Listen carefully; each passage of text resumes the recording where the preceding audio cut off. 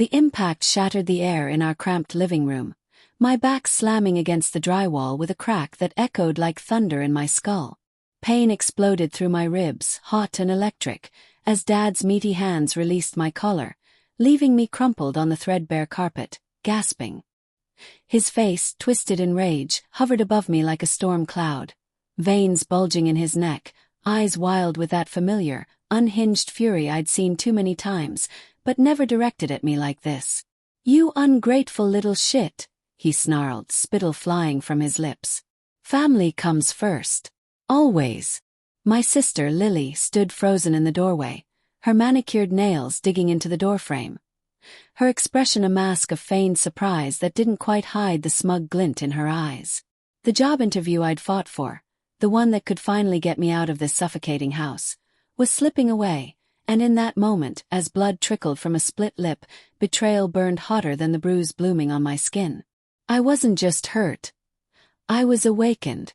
I lay there for what felt like an eternity, the room spinning in a haze of dust motes caught in the afternoon sun filtering through yellowed curtains.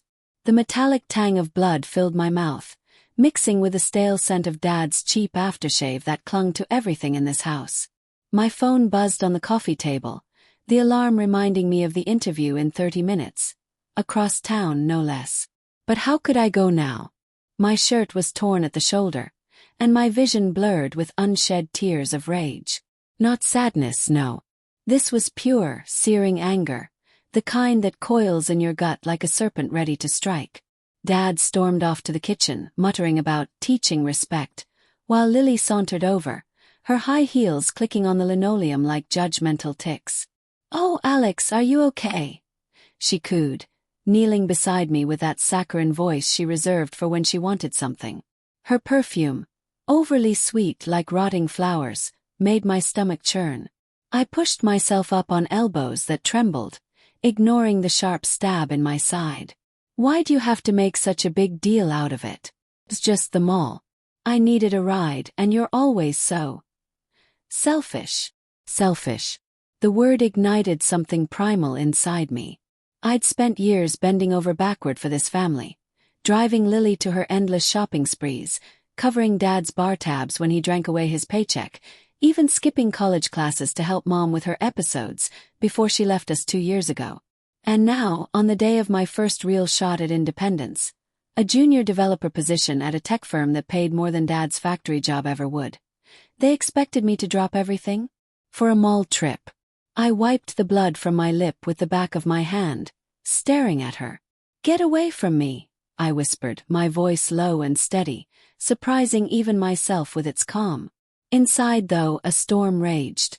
Humiliation at being thrown like a rag doll, heartbreak over the family I'd idealized crumbling before my eyes, and a budding resentment that whispered promises of payback. Lily straightened, her lips pursing in that way that said she was offended but secretly thrilled. "Fine. Be that way. Dad's right. You think you're better than us." She flipped her hair and walked out, leaving me alone with the echoing silence. I grabbed my phone, canceling the Uber I'd booked. Too late now anyway. The interview would have to wait, rescheduled if I was lucky. As I staggered to the bathroom, the mirror revealed a stranger, disheveled brown hair matted with sweat, a purple welt forming under my eye, and lips pressed into a thin line of resolve. Denial crept in first. Maybe Dad was just stressed from work, maybe Lily didn't mean to provoke him. But no, this wasn't the first time. Flashes of memory assaulted me. Dad's belt on Lily when she was 12 for sneaking out. His shouting matches with Mom that ended in broken dishes. I'd always been the good one, the peacemaker. Not anymore. That night, sleep evaded me in my childhood bedroom, the walls closing in like a cage. The house creaked under the weight of unspoken grudges, the faint hum of the refrigerator downstairs a constant reminder of normalcy I no longer believed in. I replayed the scene obsessively. Dad's grip on my shirt, the way his face contorted as if I were a stranger invading his territory. Why? Because I dared to prioritize myself. Resentment festered, turning into obsession. I imagined confronting him, fists flying, but that was too crude, too immediate. No, revenge needed to be surgical, something that hit where it hurt. His pride, his control. Lily, too. Her manipulation had set this in motion. She'd whined to Dad about my refusal, knowing exactly how to push his buttons. Betrayal from blood, it cut deepest. By morning, guilt nibbled at the edges of my anger. Was I overreacting? Families fought. Bruises healed. But as I nursed my coffee at the kitchen table, avoiding Dad's gruff morning grunt, the doubt hardened into cold resolve. He sat across from me, newspaper in hand, acting like nothing happened. "You reschedule that interview?" he asked, not looking up. "Yeah," I lied, my voice neutral. Inside, fantasies swirled, exposing his drinking to his boss, or worse, digging into the family secrets Mom had hinted at before she vanished. Affairs, debts, lies. But fear held me back. What if it backfired? What if I became the monster? I excused myself, heading to my laptop in the garage we'd converted into a makeshift office. The space smelled of oil and old tools, a sanctuary where I'd taught myself coding late into nights. As I emailed the recruiter with apologies, a plan began to form, subtle at first. I'd play the dutiful son, gather intel, wait for the right moment. Suspense built in my chest like a tightening spring. Every glance at Dad, every casual chat with Lily, now laced with hidden intent. Weeks blurred into a tense routine. I landed the rescheduled interview, aced it, and started the job 2 months later. The office was a breath of fresh air. Sleek desks, buzzing with innovation, the scent of fresh coffee replacing the musty despair of home. But the betrayal lingered, a shadow over my newfound freedom. At home, I observed them like specimens under a microscope. Dad's drinking escalated. I'd hear him stumbling in at 2 a.m., cursing under his breath. Lily, 22 and jobless, flitted between boyfriends and shopping halls funded by Dad's guilt money. One evening, as rain pattered against the windows, creating a rhythmic drumbeat that mirrored my heartbeat, Lily cornered me in the hallway. "You've been weird lately," she said, arms crossed, her eyes narrowing. Like distant. "Is it because of—" "You know." I forced a smile, the kind that didn't reach my eyes. "Nah, just busy with work." But inside rage simmered. How dare she pretend concern? She'd watched him throw me and said nothing. That night, alone in my room, I delved deeper. Hacking. No, too risky. But research, yes. I scoured old emails, family photos on my phone, piecing together fragments. Mom's departure hadn't been voluntary. Dad had driven her out with threats. And Lily, she'd known, covered for him to stay in his good graces. Heartbreak twisted into obsession. I'd make them pay, but how? Doubt crept in. Was revenge worth my soul? Moral conflict gnawed, but the memory of that wall, that pain, pushed me forward. The turning point came subtly, like a whisper in the wind. At work, I befriended Mark, a cybersecurity whiz with a knack for uncovering digital dirt. Over beers one Friday, the bar's dim lights casting long shadows on wooden tables, I casually mentioned my hypothetical family issues. "Ever dig up stuff on someone?" I asked, heart pounding. Mark chuckled, foam on his mustache. "All the time. Public records, social media. It's easy if you know where to look." He didn't press, but his words planted seeds. Back home, under the cover of night, I started small, searching Dad's name online. Nothing at first, but then, a buried court record from years ago. Assault charges dropped. Against Mom. My breath caught, the laptop screen's glow illuminating my widening eyes. This was it, the leverage. But using it, that would cross lines. Guilt surged, mixed with exhilaration. The suspense was intoxicating. Every day I tiptoed around them, planning in silence. Lily noticed first. During dinner one stormy evening, thunder rumbling like distant warnings, she poked at her food. "Alex, you're always on that computer. What are you hiding?" Dad grunted agreement, his fork scraping the plate with irritating persistence. "Yeah, kid. Spill." I met their gazes, my face a mask. "Just work stuff." But inside, cold resolve solidified. The betrayal wasn't just that day. It was a lifetime of manipulation. Revenge brewed, slow and deliberate. I'd expose them, but not yet. Let the tension build. As months passed, my new life flourished. Promotions, friends, an apartment hunt underway. But home was a pressure cooker. Dad's health declined. Coughing fits in the mornings, whiskey breath constant. Lily's escapades grew reckless. Late nights, sketchy guys. I documented it all. Photos snapped discreetly. Notes in encrypted file. Inner thoughts warred. Was this justice or obsession? Fear of consequences loomed. What if they turned on me again? But humiliation fueled me. One night, after Dad snapped at me for not helping enough, I retreated to my room, fists clenched. Fantasies of confrontation evolved. Not violence, but ruin. Financial. Emotional. The plan crystallized. Use the court records to reopen old wounds. Anonymous tips to authorities. The quiet calculation paid off when I found Lily's secret. Texts on her phone, glimpsed while she showered, revealing she'd been siphoning Dad's savings for her lifestyle. Betrayal upon betrayal. My heart raced. This was ammunition. But doubt hit hard. Was I stooping to their level? Moral grayness enveloped me, but resolve won. I'd strike soon, the suspense reaching fever pitch. The revelation hit like a second impact against that wall. Lily's betrayal wasn't just against me, but against Dad too. Scrolling through the cached messages on my hidden app, a simple screen mirror I'd set up weeks ago, I saw the transfers. Hundreds here, thousands there, funneled to her secret account. The room spun, the faint glow of my phone casting eerie shadows on the posters of my youth. Faded bands and motivational quotes that now mocked me. Heartbreak mingled with vindication. She'd played us all. But guilt twisted the knife. Spying on family. This was dark territory. Yet, the obsession grew, a cold fire in my veins. Revenge wasn't just personal anymore. It was poetic. I confronted her subtly, testing waters. The next morning, sunlight streaming through kitchen windows like false hope, I poured coffee casually. "Hey Lil, you seem stressed.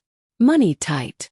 She froze mid-bite of toast, crumbs scattering like confetti of lies. "What? No, why? Just asking." My tone was light, but my eyes bored into hers. She shifted, uncomfortable, and changed the subject. Tension thickened the air, every silence pregnant with unspoken accusations. Dad, oblivious, wheezed through his newspaper. His once imposing frame shrunken by years of self-abuse. Pity flickered in me, brief, unwelcome. He was the architect of this mess after all. Work became my refuge. The click-clack of keyboards a soothing rhythm against the chaos at home. Mark noticed my distraction during lunch one day. The cafeteria buzzing with chatter and the aroma of greasy fries. "You okay, man? Look like you've seen a ghost." I hesitated, then confided partially. "Family drama, nothing specific."